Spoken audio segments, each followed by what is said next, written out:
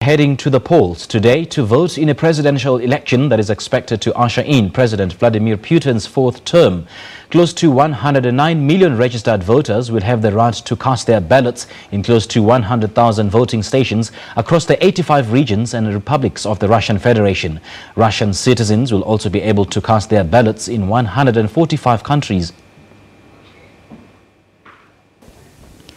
Many voters credit Putin with standing up for Russia's interest in a hostile outside world, even though the cost is confrontation with the worst. A row with Britain over allegations that Kremlin used the nerve toxin to poison a Russian double agent in a sleepy English town, denied by Moscow, has not dented his standing. The majority of voters see no viable alternative to Putin. He has total dominance of the political scene, and the state-run television, where most people get their news, gives lavish coverage of Putin and little airtime to his rivals. Kremlin officials privately acknowledge a worry that some of Russia's 110 million eligible voters will not bother casting ballots because they believe Putin is a show-in. A low turnout will diminish his authority in his next term, which under the constitution has to be his last. All right, for more on the story, we now cross live to our Russian correspondent, Lucy Taylor. A very good afternoon to you, Lucy. Tell us, if you can, how the mood is in Russia at this point.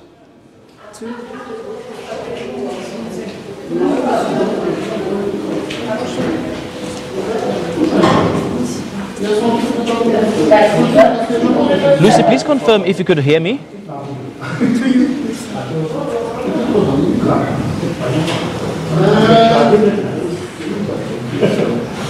Well, you're joining me here in a polling station in central Moscow. As you can see, ballot boxes and polling booths behind me.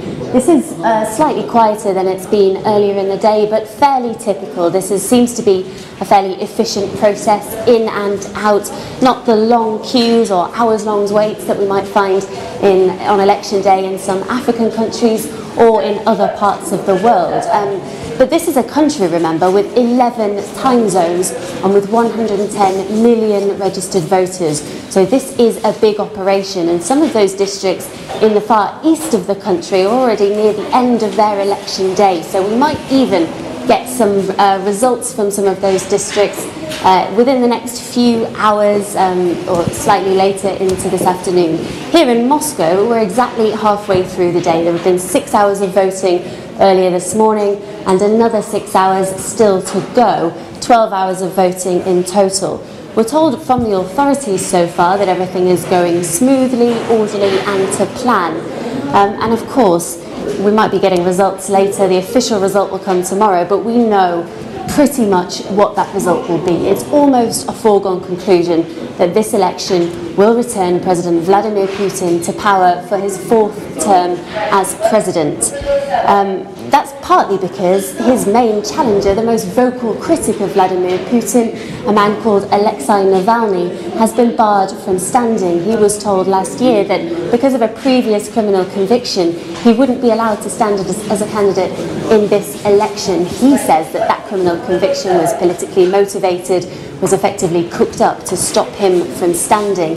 He's an interesting character because he has a large social media following. His YouTube videos, which he posts, get millions of hits, particularly among young people in the cities across Russia. And he has asked his supporters to boycott this election. He says it gives it legitimacy if people turn out, and they shouldn't come to vote if they don't want Vladimir Putin to return to power. There are some challenges in this election, though, who are trying to challenge Vladimir Putin. The closest rival is a man called Pavel Grudinin, who represents the Communist Party of Russia. He, though, only is projected by the state-run polling companies to get about 7 to 8% of this vote. So far less than Putin himself is predicted to get. There's also another interesting candidate, a lady called Ksenia Sobchak, who was a former TV personality, a former journalist, who's decided to stand as a candidate in this election quite surprisingly. Although she has been in politics since 2011, people were surprised when she announced last year that she would stand. There has been some speculation that her campaign has in some way been approved by the Kremlin, in some way supported by Putin, and that's because her father was a big political figure himself, a mentor to Putin, a former mayor of St. Petersburg, so effectively a family friend of Putin in the past. But she has been fairly critical. She's seen as a very pro-Western candidate, fluent in English. She's even toured to the US of A as part of her campaign over the last few months. So those are the main challenges, also some familiar faces who've stood in elections past time and time again, 8 candidates in total. As I say though, rather than the majority that Putin will win or the vote, the result itself, more interesting is the turnout, because many opposition supporters have been urged to boycott this election. News just in though, in the last hour or so, is that this is predicted to have a record turnout. That's coming from both the official authorities, which says that so far at this point of the day we're seeing about 34% turnout, and also from one of the opposition monitors is also admitting that this could be a record turnout. So that's very interesting and not necessarily what was predicted in advance. The polling companies predicted in advance around 70% turnout, which the Kremlin would be happy with. It sees that the more people who turn out, the more legitimate this result. I mentioned opposition monitors, or there are also independent observers monitoring this election. Some of those indeed from South Africa. I spoke to their administrator just a few minutes ago. She told me there are 3 or 4 groups, mostly here in Moscow, monitoring this election, including 5 members of parliament who are representing the Speaker of Parliament in South Africa. We haven't heard yet from those what their assessment is of this election, of whether this is free and fair or otherwise. We are expecting to hear more from them later tonight, perhaps possibly even to do a media interview with the head of that observer mission later this evening. The question of whether this election is free and fair is one that has been much disputed. Some of the opposition candidates, as I said, very much questioning that. Another independent observer mission, it was a non-governmental organisation which goes by the name of Golos. It has released information saying that so far it's had 1,200 calls to its hotline speaking of possible violations across the country. It's encouraging people to ring in if they see anything which they feel is untoward. Of course, it's difficult for journalists and others to verify any of that information yet, but they are saying they have had 1,200 calls, and they've also highlighted some irregularities which they claim they've seen on video feeds, including people stuffing ballot boxes and others.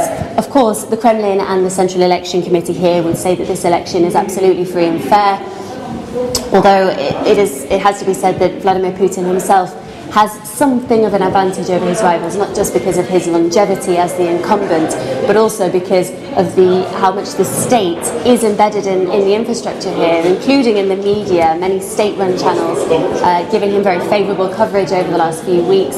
He hasn't needed to campaign very much. He hasn't taken part in too much campaigning, other than a State of the Union address on March the 1st, in which he gave his pitch to the nation, which was partly about security, partly unveiling new nuclear weapons and talking about defending Russia and giving Russia a place as a superpower in the world, which is something that he's claimed credit for over the last few years. But mostly this election is focused on domestic issues. People who are coming here to vote are telling us they're doing so because of how much money they have in their pocket, and how easy it is to live and work in Russia, whether they're voting for the opposition or for the government or not voting at all. It's domestic issues largely which they seem to be concerned about. So as we progress, we'll find out a little bit more later tonight. Here in Moscow, as I say, there's about 6 hours left of voting. The furthest time zone has an hour after that, so it will be 9 o'clock tonight here in Moscow when the polls close. We'll start to get results through the night from the different districts, and the official result in this Russian election will be announced tomorrow morning.